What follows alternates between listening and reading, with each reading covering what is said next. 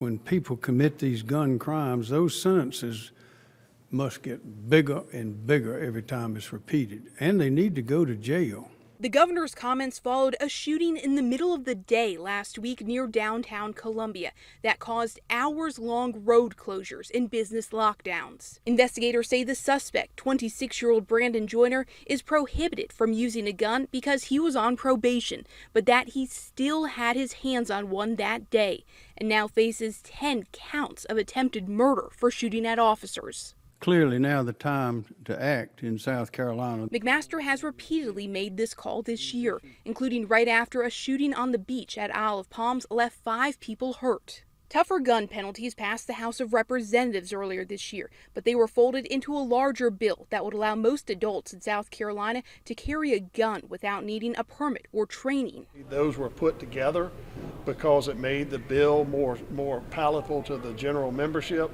and the one thing that we need to make sure of is that we secure our citizens' constitutional rights to guns, and anything that whittles away from that might find some opposition over here in the House. Republican leaders in the Senate say there wasn't enough support to pass that bill in the upper chamber, and attempts to pass the illegal gun penalties on their own or in other bills fell short. The gun penalties is something that we absolutely need to address.